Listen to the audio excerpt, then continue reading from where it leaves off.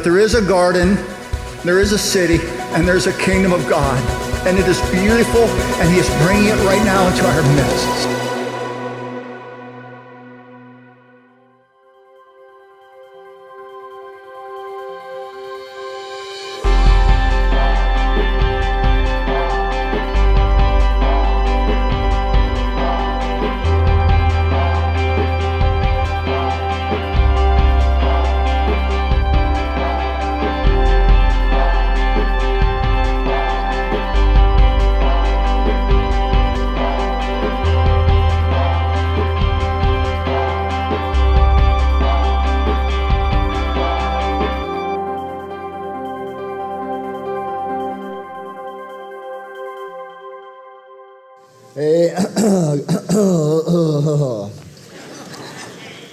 Good morning.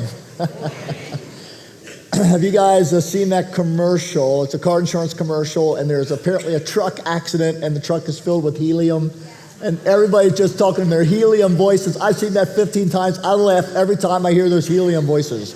Well, I was like in a truck accident this week with a truck full of germs, and I don't have a helium voice. I've got a real nasal voice, so you guys are going to have to work a little harder to listen, but I hope that the voice will not be a distraction. So welcome to those of you who are joining us by live stream and those who are over in the Life Center.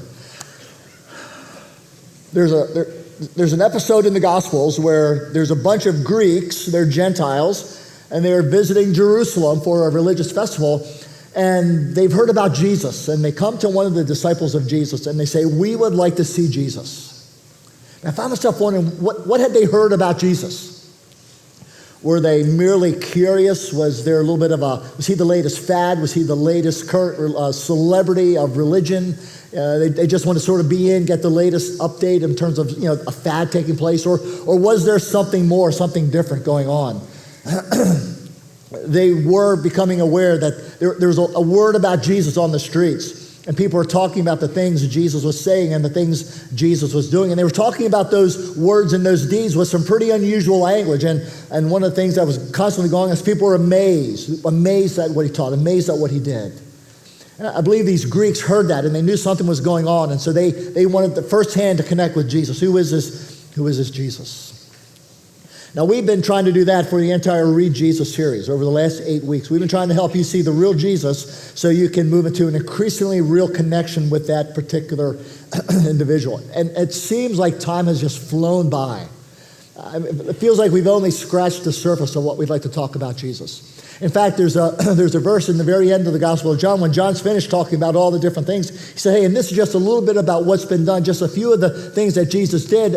But if we would take time to collect all the stories about all the things that Jesus said, it would be so many books that the world couldn't even hold all the books. It's like the very last verse of the Gospel of John. It's like John is saying, with all that I said, there's so much more. And I've been reading and studying, and I've read almost all the Gospels during the last 2 months. I've read books, I've been praying, I've been meditating, and I've just been so aware that there's so much more I wish we could be telling you guys about who this Jesus is. Matthew, Mark, and Luke, there's something a little mysterious going on in Matthew, Mark, and Luke. But did you guys ever see the movie The Sixth Sense? You ever see The Sixth Sense? It's a very, very intriguing movie. If you haven't seen it, I'm not going to give away the ending. Bruce Willis is playing a child psychologist, and he's been called in to help this kid who is having nightmares. He's seeing dead people and ghosts, and some of them are really scary, and Bruce Willis has been called in to help this kid. And as the movie is going on, you just realize there's something else going on. There are things happening that they don't quite make sense. They can't quite be explained. You just have to, hey, what was that all about? What happened there? What just happened? And really, when you're going through Matthew, Mark, and Luke, that's the exact experience you have about what Jesus is doing. It's almost like they're trying to keep a lid on some things. They're trying to play it calm, play it cool, and then not coming out and just screaming, Jesus is God. They're keeping it really quiet until the end when you come to Good Friday and Easter, cross and resurrection. And then, so this is what's going on. Now the rest of the story makes sense. Now that's kind of what's going on in Matthew, Mark, and Luke. But when you come to John is not pulling any punches. In the very first verse of the very first chapter, he says, hey, let me just tell you what this is all about. Jesus is God. And from there, John is off and running. And he's not hiding anything. He's not keeping anything under wraps. He's just putting right out there over and over and over this one called Jesus is God. And so we're going to take a look mostly at some things from the Gospel of John. In particular, we're going to be looking at some things from John chapter 17. And here's what I hope. I want to try and make very fresh for you a two-word phrase. We hear it a lot, we use it a lot. For some of us, it doesn't mean as much as it once did. For some of us, it means something strange. It doesn't quite make sense. But the two-word phrase is Jesus saves.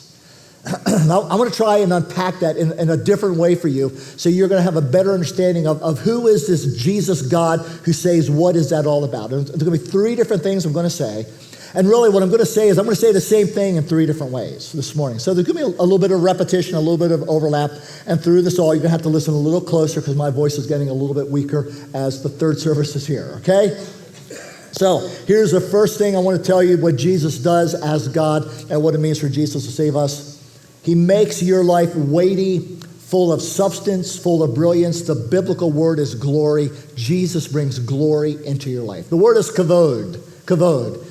Beautiful word. John actually uses the word glory more than Matthew, Mark, and Luke combined. That's how interested John is in this thing called glory and the glory of Jesus.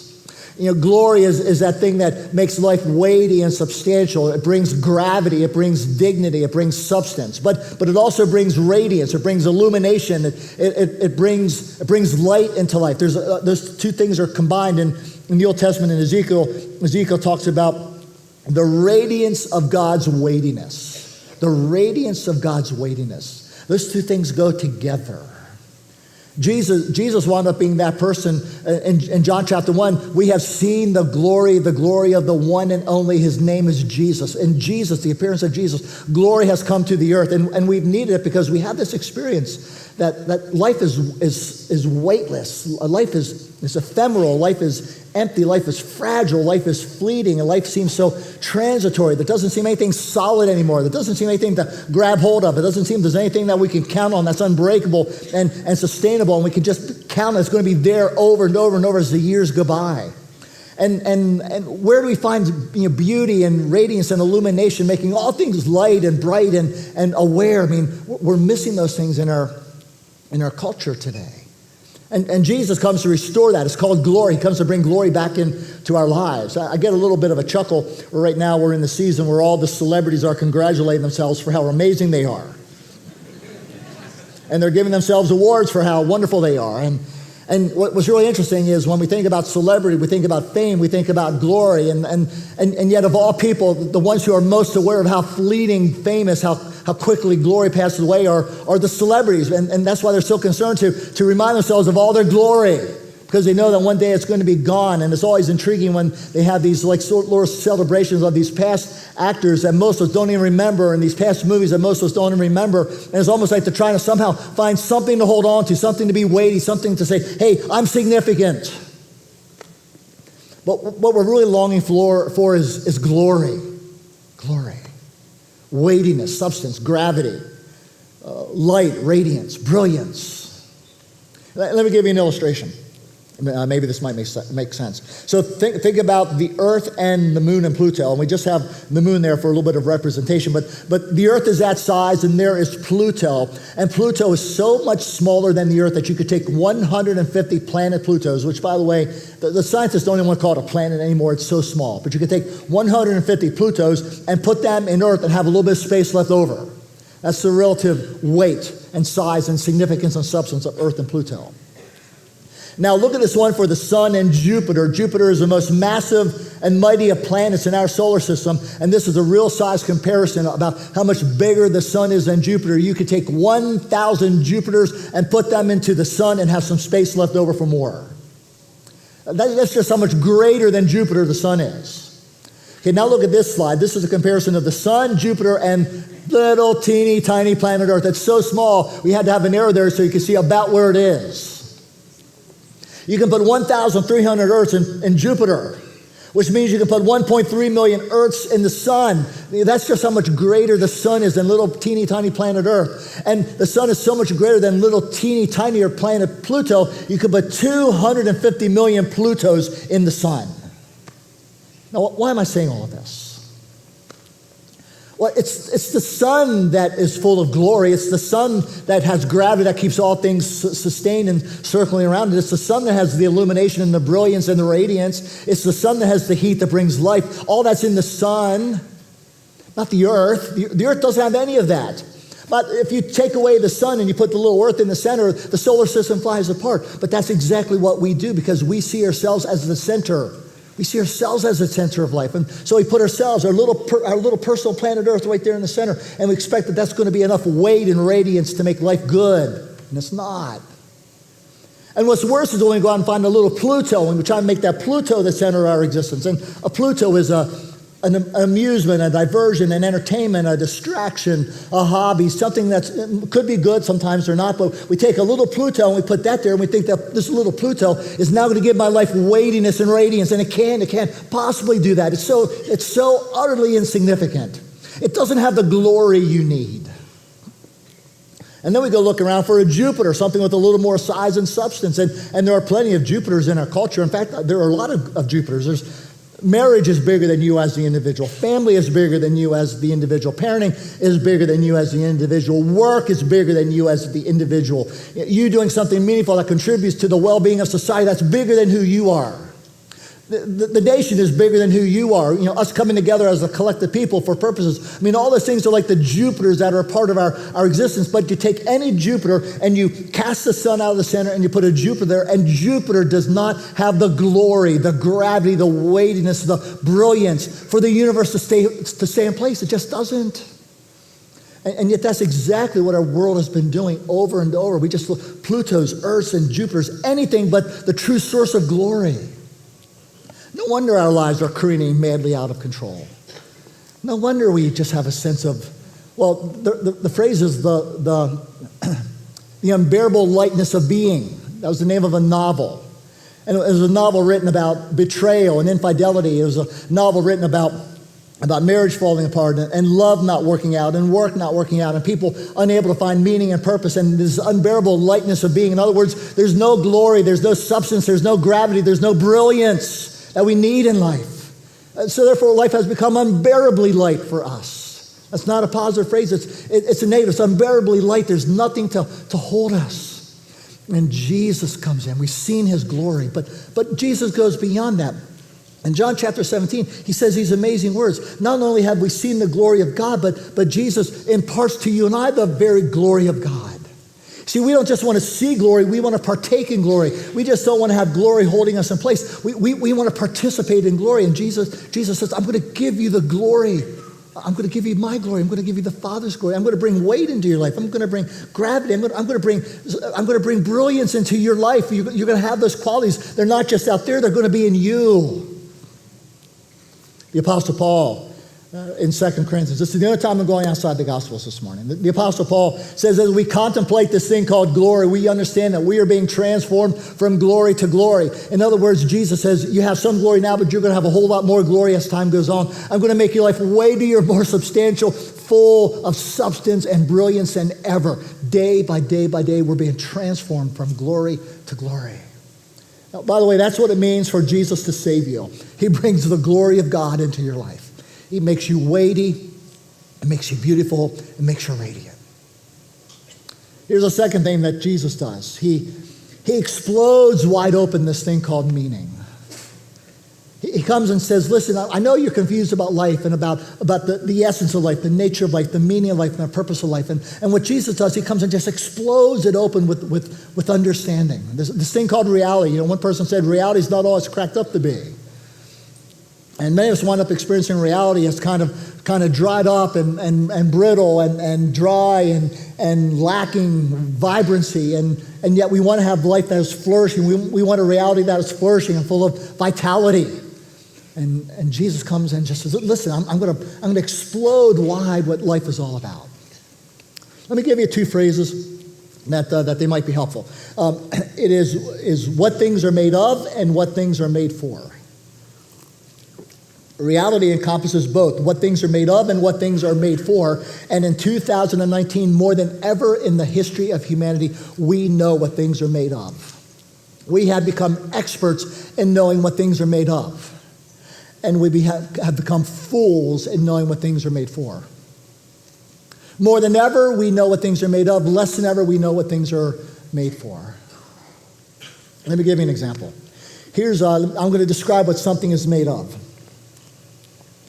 259 sheets of paper, over 252,000 black dots and 152 minutes of sound vibrations.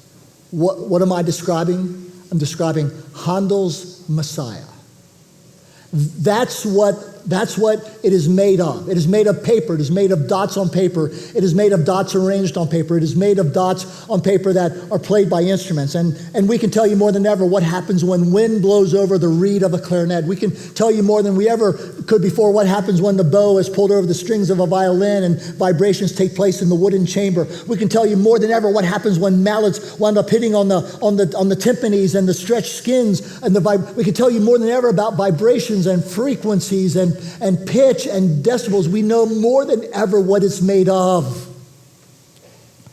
But if that's all you know about reality, then you don't know reality. You don't know what Handel's Messiah is made for. If you don't know what it's made for, then you don't know reality. Here's what Handel's Messiah is made for. It's made for you to encounter. It's made for you to experience. It's made for you to enjoy glory, majesty, beauty. It's made for something to happen in your life. It's made for you to connect with something that's greater than you are. It's made to evoke emotions and feelings and responses inside of you. That's what it's made for. If you don't know what it's made of, you've completely missed reality of what it's made for. But it's actually made for more than that. If you'll notice that the last page of Handel's Messiah, you see Soli Deo Gloria. It means it's made only for the glory of God. See, Handel wrote, yes, for you to have an encounter of beauty and majesty and wonder, and for that to evoke very powerful emotions within you. But he wrote it for something more. He wrote it for the glory of God. God, this is for you. This is my act of worship. You who are the Son, you who bring the glory of weight and brilliance and radiance into my life. God, this is for you. And it's for others to give the same back to you. Which is, by the way, what we were doing this morning when we worship. That's what our worship team is going to help us finish with. Our worship's all about the very same thing that Handel's Messiah is made for. To worship, to connect, to evoke, to connect. To know that we are in relationship with something vast and transcendent and beautiful and magnificent. We're experts in knowing what things are made of, and we're fools in knowing what they're made for. How about you, your very body? It is simply amazing what we have learned about the human body. About 35 years ago, I was visiting my first open heart surgery patient in the hospital. It was a scary experience. When I saw what they had to do to that poor man, I mean, it's like back in the barbarian ages. He was cracked wide open. He was sewn, stapled shut. It's like he showed me, no, don't show me. 35 years ago. But even so, that was the best we had. We knew so much about how the human body worked and what it was made of. And now come to just 2 years ago, and my mother has her heart attack, and she's in the hospital. And 35 years of learning more about the body and what we're made of and how to take care of what we're made of and designing technologies and machines to take care of bodies when bad things happen. It was amazing, the progress. More than ever, we know what the body is made of and how to treat it. And then just this past week or so, I was in the hospital, the exact same place where my mom was, for another person who had very serious heart problems, and there's even more machines hooked up. There's even more stuff that's fastened to keep his body functioning. I mean, what we've learned in 2 years, it's amazing. I just think 20 years from now, when I'm going to need my heart surgery, they should really be good at what they're doing. How much more will they know about what we're made of and have machines to help us? But what are we made for? Atul Gawande, he wrote a book called Being Mortal. He is a Harvard-trained surgeon, teaches at their medical school. He's an author. This book is called Medicine and What Matters in the End. He's writing as an insider who observes his profession intimately, and he's concerned about his profession. And what he's talking about is what are we made of and what are we made for? Listen to these words. For more than 50 years now, we have treated the trials of sickness, aging, and mortality. Sickness, aging, and mortality. What all of us will experience, what all of us, we have people who love, they'll experience that. We have treated those things as medical concerns. In other words, about what we are made of. It's been an experiment in social engineering, putting our fates in the hands of people valued more for their technical prowess about what things are made of than for their understanding about human needs, what we are made for. And then he says, this experiment has failed. It has failed. By putting our lives, our futures, our meaning, our purpose in the hands of people who they only know what we're made of and they don't know what we're made for, we have not had the kind of end-of-life experiences we need. And he continues, because we seek a life of worth and purpose and yet are routinely denied the conditions that might make those things possible, there's no other way than to conclude that modern society, it's failed. And he's right. Just one more example where we have become experts in knowing what we're made of and we don't know what we're made for. A couple of years back, there was a philosopher of religion. Now, by the way, he was a philosopher of religion, but he was not himself a religious person. He just was a philosopher who studied religion. He had no personal commitment to religion. He was a speaker at the Academy for the Advancement of Science, and he said, listen, here's our situation. Now, here we are now, we scientists, we philosophers, we know that there's no God, and so now we have this particular challenge. How do we find meaning without God? Here's a couple of options, he said. Number one, he said, it's the madhouse option where you are at the center, you're the one who you decide what meaning is. He said, that's just crazy. That's exactly like putting 6 million Earths and they're duking it out. Who's going to decide what meaning? He said, that's just crazy. So here's the second thing. We're going to put a Jupiter in there, and the main Jupiter that gets in there, he calls it the totalitarian option, where the state, the government, the political entity comes along and says, hey, we're going to tell you what life is all about, we're going to tell you what meaning is, and we're going to enforce our meaning upon you. And the 20th century saw the worst totalitarian states in the history of humanity, and we might see some more in the 21st century. That's the second option, when we're looking for meaning without God. Here's the third option. I loved his honesty. The noble lie option. Let's pretend that the universe has meaning. We know it doesn't, but we need it, so let's just pretend. Just so many people are just pretending that it has meaning. Well, a little bit later, one more individual who wrote the book called The Atheist's Guide to the Galaxy, he said there's another option, option number 4. He calls it the Prozac option. Basically, let's distract ourselves, let's entertain ourselves, let's sort of juice ourselves up because there's no meaning, and let's just try and be as happy as we can knowing that there's no meaning. Is that what we're reduced to? Is that what we have left in a world without God? And the answer is, well, yes. But they're not the only options. Jesus comes in and says, no, there is another option. And he explodes this cold materialistic view of life. He said, no, life is so full of meaning. There's so much meaning of and meaningful. I know what you're made for.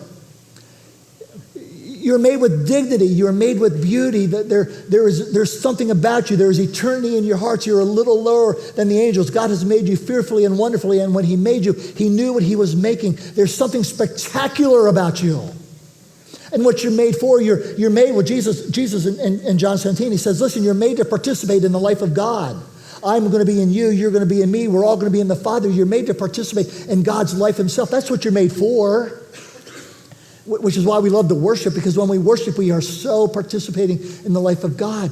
That's what you're made for.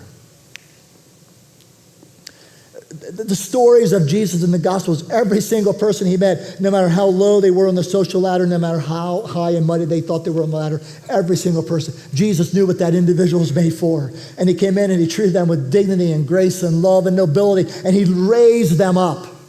He raised them up so they could see what life was all about. Purpose, meaning, nature, essence, what they were all about. Jesus exploded meaning into their life. Love, compassion, tenderness, gentleness, encouragement, joy. Because he knew people are made for those things. And so Jesus was there to bring those things into their life. He just explodes wide open this thing called meaning of life, which is what it means to be saved. It means to enter into this much greater reality called life. Real and abundant, eternal, forever. I came that you might have life and have life abundantly. That's what it means to be saved. Here's the third thing Jesus does. Jesus ignites your inner being. He makes you fully human, fully alive. He makes you real.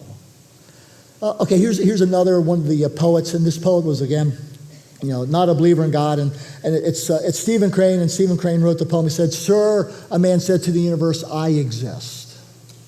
Now, the response from the universe came back, well, that fact has not created me any sense of obligation.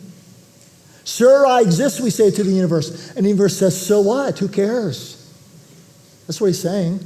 But he could have made the poem even shorter. Here's how the poem should have gone. Sir, a man said to the universe, I exist. Nothing. End of poem. Because there's nothing there to answer back. See, not only does an impersonal, materialistic universe not care that you exist, it doesn't even know you exist. There's nothing out there to know you exist. Jesus comes along and he just ignites what it means to be human.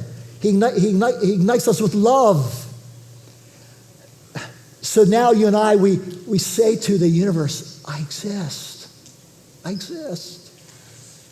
And we hear a voice whispering back, I know you exist. There's a presence that begins to move, saying, yes, I know. And I love you so much. I made you so carefully. I have so much for you. There is eternity in your heart. You are meant for joy now. You're meant for glory. You're meant for weightiness. You're meant for radiance. You are meant for reality. Now, and that's just a taste of what is to come. I know. We say to the universe, I hurt. It's hard. And the universe answers back this loving presence, says, I hurt with you. And I'm doing something about your hurt. Will you let me do even more about what hurts?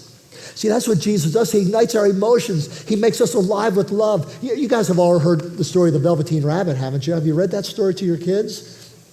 The Velveteen Rabbit, here's the whole moral of the story. Love makes you real. That's what God's love does to you and I. His love makes you and I real. It ignites all that we've lost. It ignites all that's been taken from us. Whether we have given away or whether others have beat and hammered and chipped on us, God's love comes in. He makes us real again. He ignites warmth and compassion. He makes trust possible. He makes forgiveness possible. He makes compassion possible. He makes everything possible because he ignites our humanity. That's what it means to be saved. The love of God igniting in your life. So of course, the great verse is God so loved the world. How much I exist? What's the answer from the universe? God so loved the world that he gave Jesus, his only son, so he could come and ignite you and I with love. And as we believe and receive and participate in love, we live forever in that love. God doesn't want anybody to be destroyed. God doesn't want anybody to perish. God doesn't want anybody to be lacking in this quality called love. What if love is the very fabric that holds the universe together? They've talked about the grand unification theory. What's that underlying thing that holds everything else in the universe together? They still haven't found it. The most brilliant astrophysicists still haven't figured out what the grand unification principle is. What if love is the grand unification principle? What if love is the fabric that is underneath everything and weaving through everything and binds us all together? What if this universe is filled with love? And God wants to ignite you and I with the love that sustains the universe. It's the game changer, isn't it? Everything becomes different. Everything. Here, not only is John 3:16 amazing, in John chapter 17, Jesus winds up saying, I know I had read this before, but I must have forgotten it. I must have forgotten it. He's saying to his Father, now, you got to follow this. Jesus is praying to his Father. You have loved them. How much has God loved you and I? God has loved them with the same love that he loves Jesus Christ. I love my son. I love Matt. I love him. I like your kids.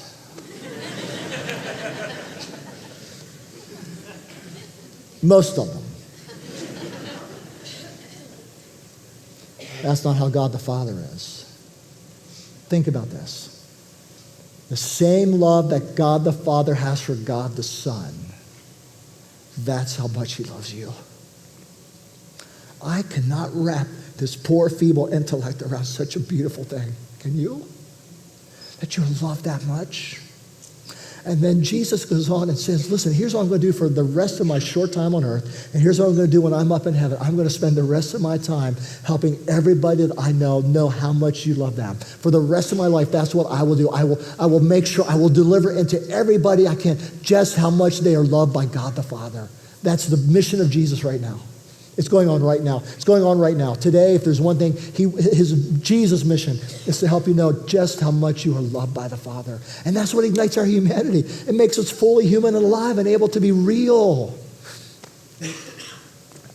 I think that's what salvation is. So when I say Jesus saves, that's what I mean. Jesus ignites your humanity with love. Jesus redefines reality with purpose. Jesus brings glory and weightiness and radiance into our lives. He can do these things because he's God. If he wasn't God, he couldn't do any of that stuff. But he's God and he can.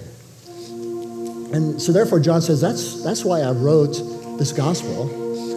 I wrote this gospel so that you would believe that Jesus is the Son of God. And by believing, by connecting, by being in relationship with him, you would have all of this glory, reality, love. Have life is the shorthand phrase. And just a couple verses earlier, the resurrection has happened, and Thomas missed it. He didn't know what was going on. And he says, I don't believe. And the resurrected Jesus, God shows up, and Thomas says, my Lord, my God. Jesus, you're my God. If you're risen from the dead, you're my God. You're my glory. You're my reality. You're my life.